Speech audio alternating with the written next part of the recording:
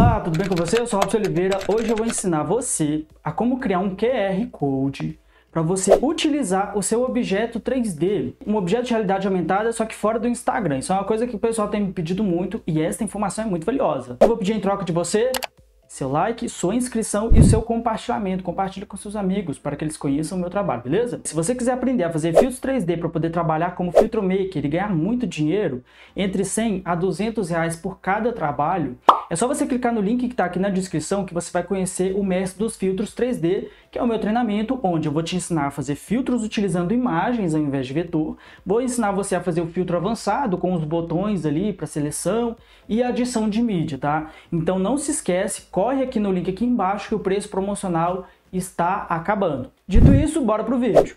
Eu pensei melhor, pessoal, e resolvi fazer o seguinte. Eu vou dividir essa aula em duas partes. Nessa primeira parte, a gente vai se focar no Blender, porque embora eu tenha uma aula aqui no canal ensinando você a mexer ali no Blender, vai ter alguns detalhes que vão ser importantes eu passar aqui primeiro antes da gente ir para a segunda etapa, correto?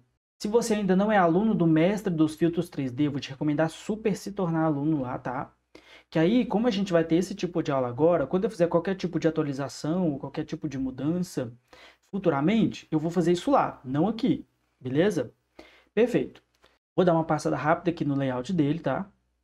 Aqui do lado, a gente vai fazer as nossas configurações para poder deixar o objeto da forma como a gente quer. Aqui em cima a gente tem um menu, como em qualquer programa que a gente for utilizar para poder criar alguma coisa. E aqui dentro a gente tem o movimentador. Não vou me aprofundar no movimentador, tá? Então, conforme eu for precisando de uma determinada informação, eu vou trazendo aqui para poder ficar bastante claro o que eu estou fazendo e como que você vai conseguir fazer da mesma forma, beleza? Então, a gente vai trazer o nosso SVG aqui para dentro. Lembrando que o SVG ele precisa estar em arquivo vetorial, ou seja, ele tem que ter sido feito num programa vetorial. Portanto, eu vou deixar uma aula aqui ensinando você a criar o seu vetor do zero no Illustrator. Se você quiser aprender um outro programa, que no caso é gratuito, que se chama Inkscape, também está lá no mestre dos filtros 3D. O link está aqui na descrição, ok? Vamos então começar, ó. Eu vou clicar aqui em arquivo, correto? Arquivo, importar, Scalable Vector Graphics, que no caso é o SVG, ele já está aqui na minha pasta. Vou selecionar ele e clicar em importar SVG. Opa! Isso, importei meu SVG. Para eu fazer a movimentação aqui através das informações, eu estou pressionando o scroll do meu mouse, tá bom? Que aí eu consigo fazer esse movimento aqui, ó. Beleza? O que eu vou fazer então? Vou selecionar o meu objeto, vou clicar aqui em Objeto, definir origem, origem para a geometria.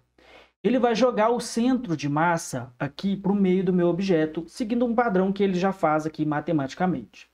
A ideia é colocar esse objeto aqui no centro do mundo. E para que não tenha erro, o que eu vou fazer? Eu vou selecionar aqui. Vou clicar aqui em Alt. E pressionando o scroll do mouse, eu vou rolar isso aqui. Opa, que não deu certo. Vamos de novo. Se não der certo, é só você fazer isso, ó. Você aperta o scroll, o Alt. E com o scroll do mouse você faz esse movimento. Com o meu Shift pressionado e mantendo o movimento com o scroll do mouse pressionado, eu vou fazer isso aqui só para centralizar aqui na tela para a gente, ok? Vamos então selecionar de novo o nosso objeto e vamos mover ele aqui para o centro.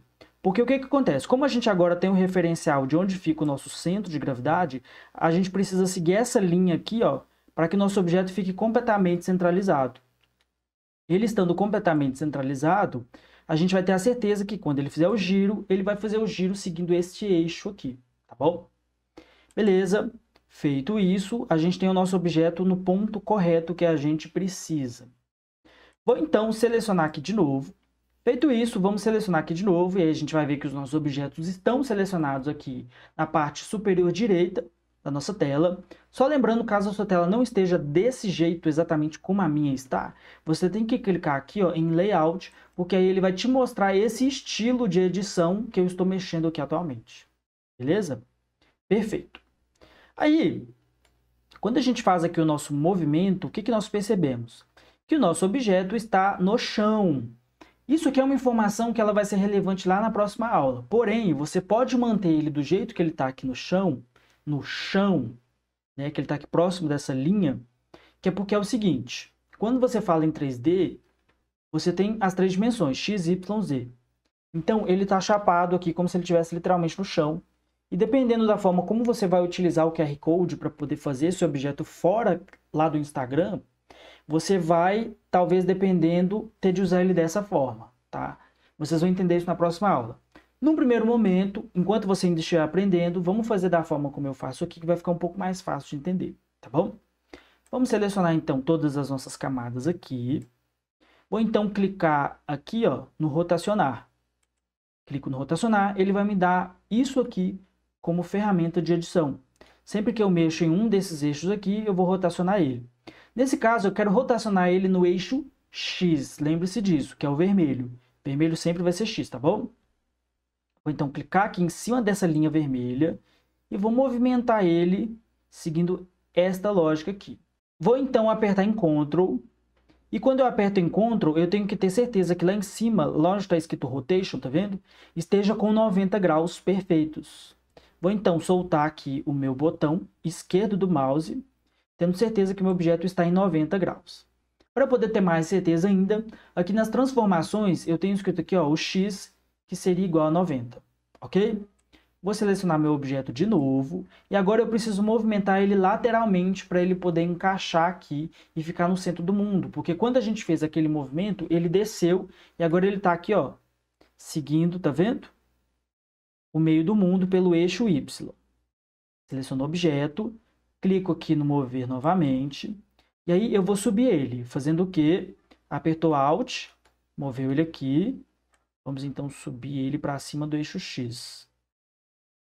Alt de novo, vou então movimentar aqui, clicando com o scroll do mouse para o lado direito.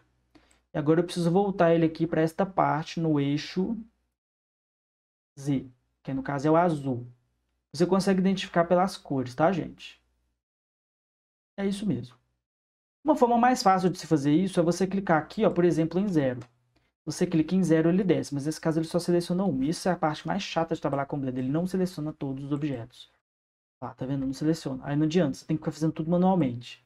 Tem como juntar isso aqui? Tem, mas se juntar isso aqui lá na hora que a gente precisar editar, não vai conseguir. Tá bom, tudo bem.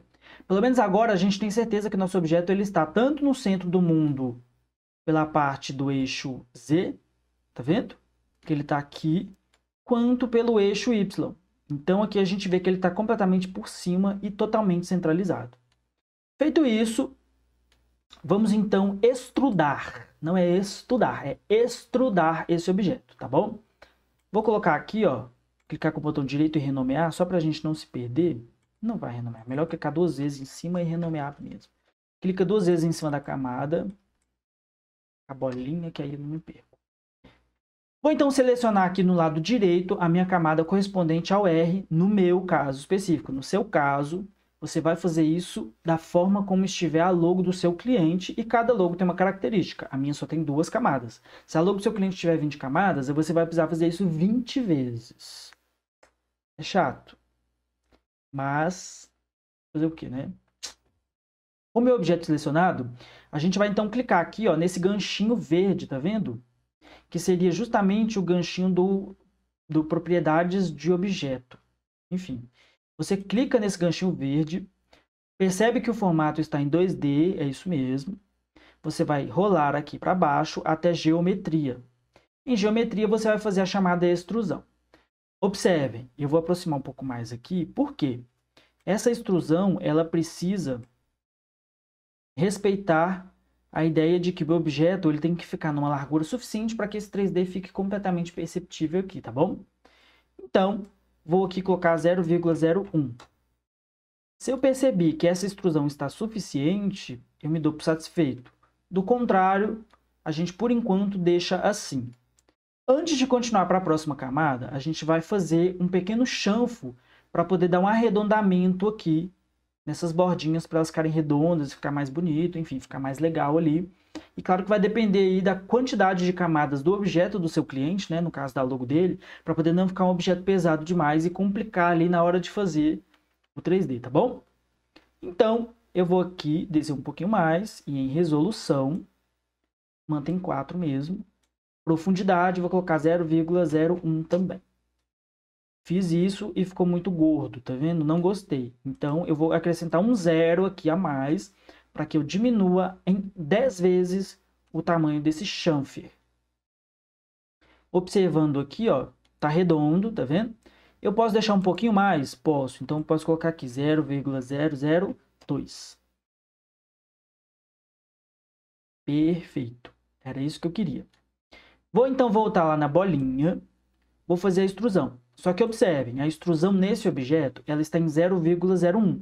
Então, eu tenho que fazer uma extrusão que seja um pouquinho menor, que é para eu poder conseguir destacar essa parte amarela da logo do restante que está atrás. Eu, pelo menos no curso, chamo isso aqui de... Como é mesmo o nome? Invólucro. Eu falo invólucro que é uma coisa que protege a logo, porque senão ela vai ficar desse jeito aqui, ó. Se eu tiro essa informação, ela fica uma logo vazada. E pode ser que isso faça sentido ou não. Tudo vai depender do tipo de logo, tá? Então você precisa adaptar o que eu estou te ensinando ao tipo de logo do seu cliente. Eu sempre costumo falar isso com os meus alunos, porque senão a pessoa quer que eu faça e ensine matematicamente cada tipo de logo. Gente, não tem como, é impossível. Existem milhões e milhões de tipos de logo possíveis. Então tenta entender o que eu estou te mostrando aqui para você adaptar para qualquer realidade, beleza? Feito isso, o que nós vamos fazer então? Vamos lá na bolinha, eu vou acender aqui de novo, clicar no olho. Então, a minha extrusão aqui vai ser de 0,005. Que ela foi exatamente de metade aqui, tá? Ficou um pouquinho fino? Ficou. Só que aí, quando eu vou aqui na profundidade e coloco em 0,002, fica um pouco mais grosso. Mas eu ainda achei essa logo muito magrela. O que eu vou fazer então?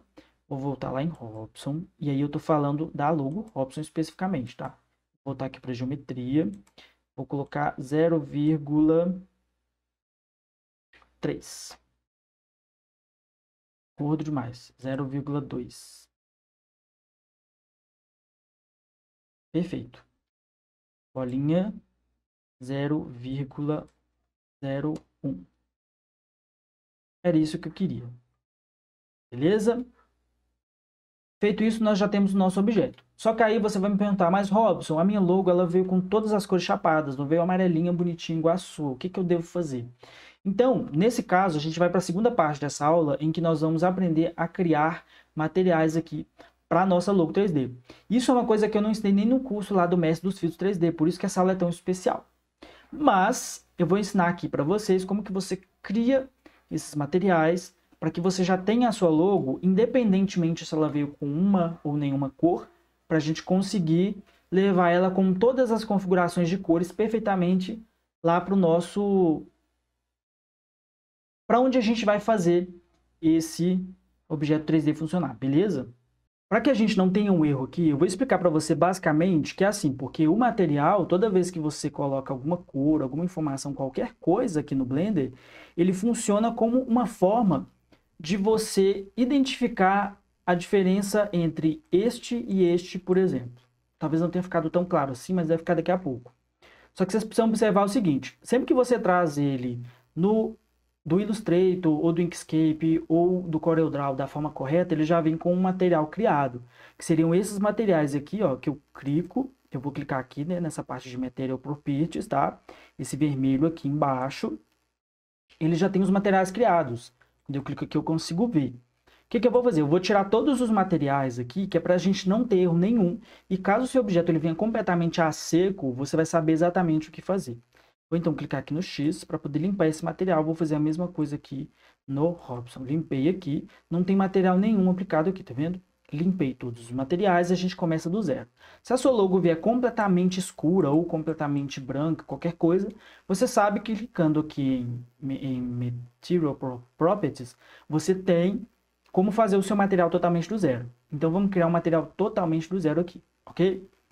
Clica então em Material Properties, agora sim. Você vai clicar em Novo. E ele já cria um material, mas ele cria um material completamente em branco aqui. Para que esse material seja completamente aplicado, eu preciso clicar aqui ó, em Usar Nós. Você tira o Usar Nós, que no caso ele vai te dar a cor real desse objeto, tá? Clica então em Cor de Base. Vamos então selecionar aqui a cor que a gente quer para esse objeto. Caso você tenha o hexadecimal dele, é só você clicar aqui ó, em Hex, tá vendo? E aqui você coloca o hexadecimal correto, o RGB, enfim. Nesse caso aqui eu estou fazendo no olhômetro mesmo, porque para mim não vai fazer tanta diferença essa cor aqui. E aí, com o material criado, ele já está aplicado aqui nessa camada. Vou fazer a mesma coisa para o bolinha, tá? Clico no bolinha, novo. Vou clicar aqui 2 vezes, vou colocar em preto, que aí vai ficar mais fácil. Tiro o usar o nós, cor de base, vou jogar aqui para um cinza mais escuro.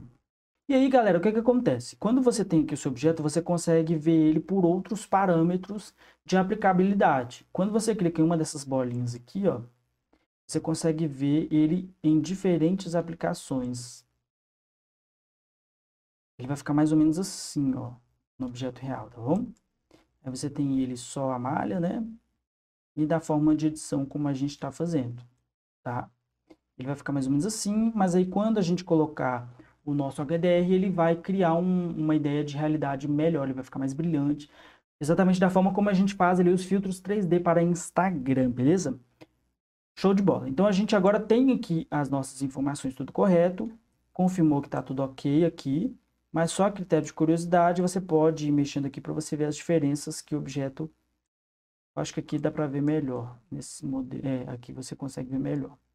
Por enquanto a gente não vai criar luzes ainda, tá bom? Porque lá a gente também consegue criar luzes, eu acho que lá você tem você consegue fazer isso melhor para... Enfim, na hora de editar ali, você consegue criar essas luzes diretamente lá no nosso programa. Que não é programa, que é totalmente online, essa é a melhor parte, tá? É totalmente gratuito aqui. Mas claro que tem os seus poréns, vou explicar para vocês na próxima aula. Vamos então só finalizar essa aula aqui fazendo o seguinte. Vou clicar aqui em arquivo, exportar. Eu vou colocar aqui, ó, GBL. Cadê o GBL? GBL... Esse aqui, ó, Gift 2.0, GBL. Você clica nesse Gift, aqui, que não consigo ler essa porra desse nome. E aí você vai renomear aqui, ó, eu vou colocar como Robson, aí você vai colocar de acordo com o nome da logo do seu cliente, né? Aí você coloca em Gift 2.0 e para ele exportar. Vamos voltar então na nossa pasta e confirmar que o nosso objeto foi exportado como GBL, que é o formato que a gente quer. Ele é um formato que ele comprime um pouco melhor do que o OBJ, mas eu acredito que o OBJ também seja possível, só que obviamente esse arquivo ele vai ficar mais pesado. Só que quanto mais leve esse arquivo ficar, melhor e mais fácil vai ser a nossa edição. Porque esse programa que eu vou ensinar vocês na próxima aula, na semana que vem, por isso que você deve se inscrever neste canal, de compartilhar com seus amigos, de clicar no sininho das notificações. Como eu vou mostrar para vocês nessa aula, quanto mais fluido e mais leve for o seu objeto, mais fácil vai ser para a gente fazer essas edições e levar essas informações lá para dentro do nosso programa, tá? Então, feito isso, esta primeira aula vai ficando por aqui. Não se esquece de conhecer o mestre dos filtros 3D aqui embaixo, tá bom? E, dito isso, muito obrigado por ter assistido essa aula. Até a próxima aula e